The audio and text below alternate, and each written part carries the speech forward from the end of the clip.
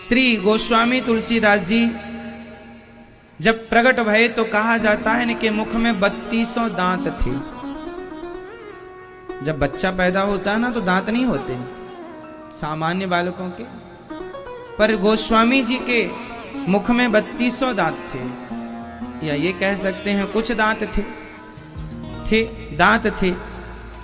जब ये प्रकट भये तो इनके कुछ दिनों बाद माताजी पिताजी भगवत धाम को चले गए। तो गांव के लोगों ने कहा कि ये बच्चा अच्छा नहीं है, पैदा होते ही माँ चली गई, बाप चला गया, दांत भी इसके हैं। तो लोगों ने तुलसीदास जी का, बच्चे थे तब ही बहिष्कार करना शुरू कर दिया, अपमान करना शुरू कर दिया कि तुम समाज के लिए ठीक नहीं। जब बहिष्कार हुआ तो तुलसीदास जी बचपन में कहीं रोटी मिल जाए तो मांग कर खा लें, जैसे प्रसादी मिल जाए। कहा जाता है कि जब इन्हें कोई भोजन नहीं देता था तब स्वयं माता सीता अपने साथ बैकुंठ से भोजन, साकेत से भोजन लेकर आती थी। और गोस्वामी तुलसीदास जी जब बच्चे थे तब अपनी गोद में बिठाकर उनकी माँ बन करके माता सीता उन्हें भोजन कराया करती थी, गोस्वामी तुलसीदास जी को। क्योंकि वो सामान्य व्यक्ति तो नहीं थे, वाल्मीकि जी हैं, भगवान के परम भक्त हैं। और जब थोड़ा बड़े हुए तो इनका विवाह हो गया, तुलसीदास जी का विवाह हुआ। पत्नी का नाम था, गोस्वामी तुलसीदास जी की माँ का नाम जानते हैं क्या था? पिता का नाम था आत्माराम दुबे और माँ का नाम था हुलसी। हुलसी के हुए हैं तुलसी। इनकी पत्नी जब विवाह हुआ और दुल्हन आई तो उनका नाम हुआ है रत्नावती, रत्ना। जब विवाह हुआ तो पत्नी से थोड़ा सा तुलसीदास जी को प्यार मिला। जो कभी प्यार ना पाया माँ का, पिता का, समाज का, लोगों का, वो प्यार चाहेगा ना कि हमें प्यार। उससे पहली बार प्यार मिला, पत्नी का प्यार मिला। शादी हुई, पत्नी आई, 10-5 दिन रही तो बहुत अच्छा लगा कि भाई ये हमें प्यार करती है। लेकिन अचानक उनके साले साहब आ गए और लेकर चले गए मायके, क्योंकि भाई यही नियम है कि लड़की 10-5 दिन के बाद अपने मायके वापस चली जाती है। तो तुलसीदास जी की पत्नी आई तो फिर वापस चली गई। और जब जाने लगी तो तुलसीदास जी बोले, प्रिय तुम्हारे बिना मैं कैसे रहूंगा? बोले थोड़े दिन रह लो, ये नियम होता है कि जाके फिर आना होता, मैं जल्दी आ जाऊंगी। अब ठीक है कह तो दिया सामने के ठीक है, लेकिन जब गई तो याद बहुत आने लगी, अब कैसे रहे? तुलसीदास जी बोले कोई बात नहीं। अब वो चली गई तो तुलसीदास जी ने मन में सोचा कि वो हमारे पास नहीं आ सकती, क्या हुआ, हम तो जा सकते हैं। तुलसीदास जी ने तुरंत अपना पैदल पैदल, रास्ता पता ही था, चल पड़े। अच्छा, पत्नी निकली सुबह से वह शाम तक पहुंच गई, आसपास के गांव की रही होंगी। अब ये दिन भर तो जैसे तैसे संभाल लिया कि रह लेंगे, पर शाम होते होते लगी नहीं रह पाएंगे तो निकल पड़े। और जब निकले तो वो सीजन था, मौसम था बारिश का। अब बारिश के मौसम में शाम को कोई नाव वाव मिलती नहीं है, दिन में तो नाव की व्यवस्था होती है। शाम को जब पहुंचे चले तो सामने एक नदी थी। तुलसीदास जी पत्नी के प्रेम में ऐसे विह्वल हो गए, रत्ना कहाँ हो, कहाँ हो, कहाँ हो, पागलों की तरह, है ना। नाव मिली नहीं तो संयोग से नदी में कोई मुर्दा बहता हुआ जा रहा था, तो तुलसीदास जी ने उसे पकड़ लिया, ये समझ करके कि ये नाव है, हमारी पत्नी ने हमारी नाव की व्यवस्था कर दी। इतने पागल हो गए पत्नी के प्रेम में कि पत्नी के प्रेम में उन्हें उस मुर्दे में पत्नी की भेजी नाव नजर आई, मुर्दा नजर नहीं आया। ये क्या है? ये प्रेम की चरम सीमा, प्रेम है। अब नाव समझकर मुर्दे को पार लग गए। अब जब घर पहुंचे तो रात हो चुकी थी, लगभग 2-3 बज रहे होंगे रात्रि के। अब पूरा सन्नाटा, चारों तरफ दरवाजा बंद, अब कैसे रात को जगाएं? तुलसीदास जी ने सोचा यदि मैं सामने से घुसता हूं तो लोग कहेंगे लो कैसा पति है, पत्नी के बिना पल भर भी ना रुका। तो उसे पत्नी ने बताया था कि मैं ऊपर वाले कमरे में रहती हूं। तो ऊपर उसके कमरे में एक सांप लटक रहा था, शायद सांप को भी आज ही वहां से लटकना था। सांप भी पत्नी के कमरे में घुस रहा था।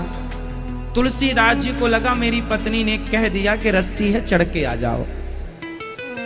था तो सांप, पर वो सांप को रस्सी समझकर, देखो प्रेम ये होता है कि सांप को वो रस्सी मान रहे हैं क्योंकि प्रेम है। तुलसीदास जी जैसा प्रेमी सांप को रस्सी मान लेता है, और आप जैसा प्रेमी पत्थर में भगवान को नहीं देख पाते हो। और वो तुलसीदास जी ने सांप में रस्सी देखी, जबकि होता उल्टा, हम लोग रस्सी में सांप देखते हैं। होता उल्टा, हम लोग अक्सर रस्सी में क्या देखते हैं? रस्सी में सांप की भ्रांति हो जाती है, भ्रम हो जाता है, सांप है। लेकिन यहां उल्टा है, यहां सांप में रस्सी नजर आई, क्योंकि प्रेम था। मेरी पत्नी ने मेरे लिए कि यहां से चढ़ के आओ, और स्वामी जी चढ़ के चले हुए। सांप भी बढ़िया खाते पीते घर का रहा होगा, मोटा ताजा। चढ़ गए, और जब चढ़कर गए खिड़की खोली, और जब अंदर प्रवेश किए तो पत्नी की आंख खुली। माता रत्नावती जागी और जाकर देखा, उस जमाने में दीपक का प्रकाश रहा होगा। कौन है आप? अरे भाग्यवान प्रिय, मैं तुलसी, तुम्हारा पति। अरे इतनी रात को आप यहाँ? हाँ, हमें तो तेरे से मिलने के बाद लगा, जब तुम आई तो हमें लगा शायद हम तुम्हारे बिना 2-4 दिन रह लें। लेकिन 2-4 दिन क्या, तुम्हारे जाने के बाद एक एक पल युगों की तरह बीतने लगा। रह ना पाए, फिर हम अपने आप को रोक ना पाए। अच्छा, तो बिना नाव के नदी पार कैसे की? अरे तुमने नाव भेजी तो थी। अच्छा ठीक है, पर यहां तक ऊपर कैसे चढ़े?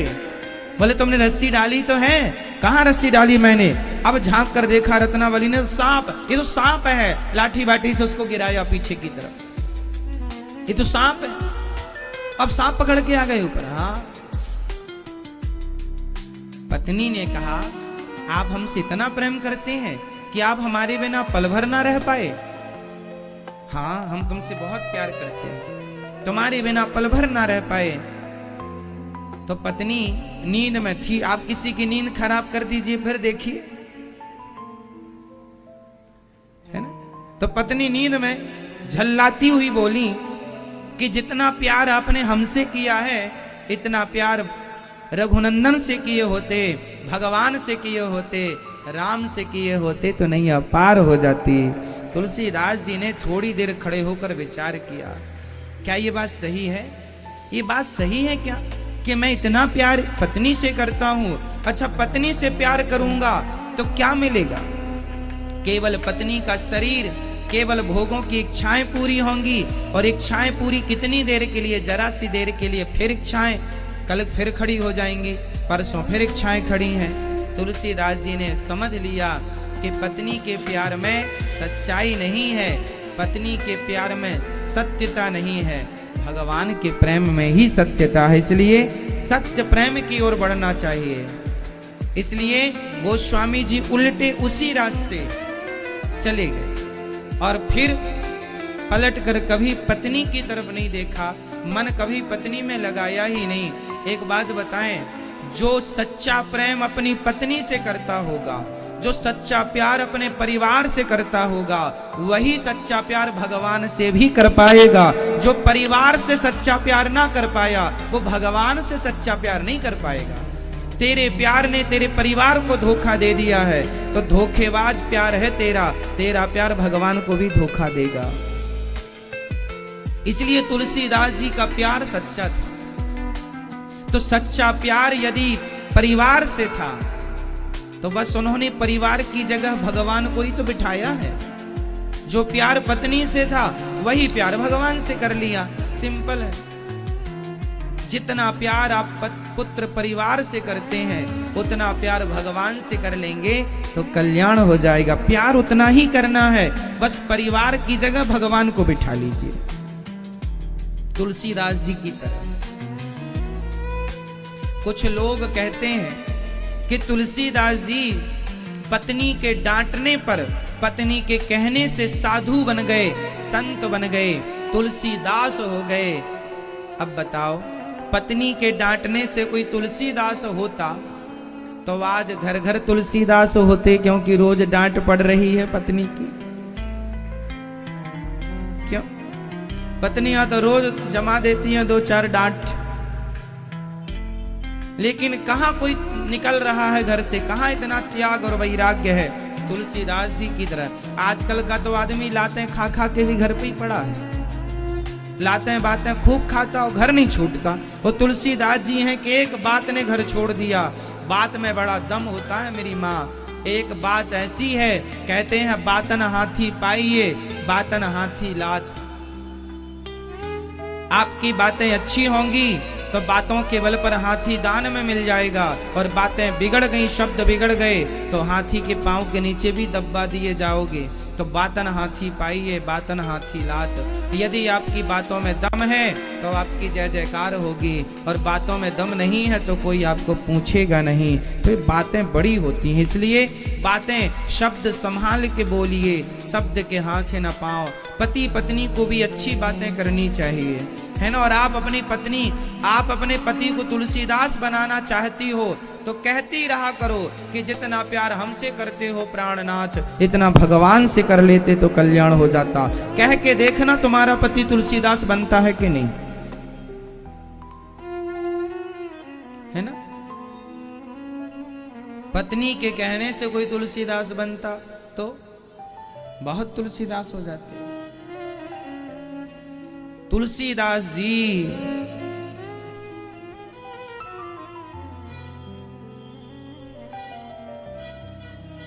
तुलसी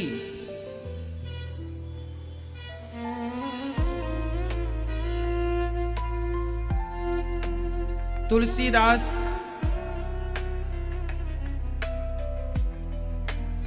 जब वहां से निकले, सबसे पहले तुलसीदास जी प्रयाग आए, प्रयाग में स्नान किया, फिर यहां वहां संतों की खूब शरणागति की। फिर तुलसीदास जी ने खूब भारत का भ्रमण किया है। ऐसा कोई गांव नहीं होगा शायद जिस गांव में तुलसीदास जी ना गए हों। हर राज्य का भ्रमण किया, हर तीर्थ का भ्रमण किया। इसलिए रामचरितमानस में सिर्फ अवधी भाषा नहीं है, भारत के गांव गांव में बोली जाने वाली सारी भाषाएं आपको श्री रामचरितमानस में प्राप्त हो जाएंगी। चाहे वह भाषा